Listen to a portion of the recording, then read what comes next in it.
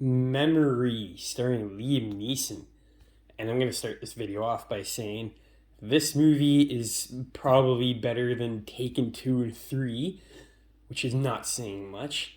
But Taken 1 is a pretty decent movie. I haven't seen it in a long time, so I can't remember if Taken or Memory is better.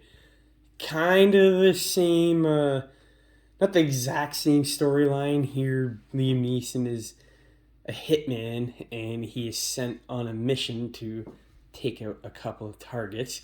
Takes them out no problem. By the way, the scenes are actually pretty well done. This is made by the guy who did Casino Royale, so it's not the same old Taken formula. You actually get some very nice cinematography shots here, which I was not expecting. I was expecting a low budget C grade movie, but this felt more like a B, definitely not A tier. But yeah, Liam Neeson gets sent in to take out these targets. He takes them out, and then he finds out he was tasked with being to kill a kid, and obviously he refuses. And that makes the hitman like organization that he works for is going after him. And on top of that, he's got the cops going after him because the girl ends up dying, and then the cops think that Liam Neeson did it. So there's this huge cat and mouse chase. Pauses out of the way first.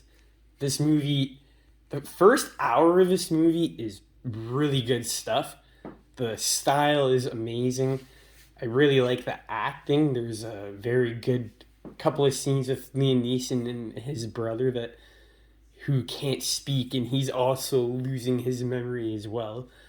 And it's just a really good scene between the two. I wish we had more of it because I really liked it. The pacing in the first hour is really, really good, and the action scenes are really suspensefully done and very, very stealthy. I really, really enjoyed it. And the performance from Liam Neeson here is really good as well. And a couple of there's too many side characters, but there is a couple I do like. The rest could probably go fuck off. I won't. They don't change the movie whatsoever. There's too many cops in the show. Like there's too many side character cops. Not enough Liam Neeson. When Liam Neeson is here, obviously that is like the best part of the movie. His acting is actually really good, and the types of kills that he does, I have not seen him do. Like lassoing someone on the neck. I've never seen him do that. And sometimes the action is filmed very, very visceral. Each scene, the action is kind of shot in a different way. You get to see it from a different perspective. All that kind of jazz. I thought it was really, taken care of. Didn't feel like they were rushing it at all.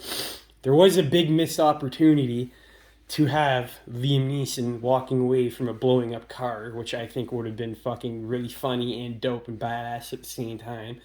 But whoever wanted to do this, he presses a button on the car, and then you see the car blow up. You don't really get to see him walk away. I thought that was a huge missed opportunity. It could have been like a Dark Knight, Heath Ledger blowing up the hostel kind of thing. Shows him walking away. They did not capitalize on that. I do not know why. Definitely takes away the badass moments out of the scenes. Other than the first act is really good, but other than that, this movie kind of gets stupid in the second act. It just drags and drags because this is a fucking 2-hour movie. I do not know why. There's some scenes in here you can definitely cut out, or you can just make shorter. Like I said before, there's way, way too many scenes with the police doing their investigating. It's cool and all watching them puzzle it together, but it just gets old really fast. Too many of them, way too many cop characters. There's one in particular I liked. Him and Liam Neeson had a good relationship, bouncing off each other. The second act just drags, nothing really happens, and then the third act is, for the most part, it's not the best, but I mean it was pretty good. I just think the beginning is this movie's strong suit. The way Liam Neeson goes out at the end of this movie, the way he dies is pretty cool. I think I'm not gonna spoil it, but I found it pretty neat, and the ending to the movie isn't that bad, actually. Instead of getting that happy-go-lucky good guy ending, we get a completely different ending. I'm not going to spoil it, but all in all, a really strong first act. kind of a boring second act. And then the third act is like 50-50. It picks up and it's kind of slow at the same time. But I think this movie would have been a lot better if it was trimmed down. I don't know how much, but you definitely did not need this to be 2 hours because you kind of have seen this before. So it would have been nice if they trimmed it down so it didn't feel so long. I had to watch this in 2 sittings. I couldn't finish it in one because it was so fucking long and I was kind of clocking out halfway through my first watch. But these movies are more of a John Wick B movie kind of thing. So if you're into that kind of shit, I think you'll like this. But do keep in mind, Liam Neeson is not in this movie as much as he should be.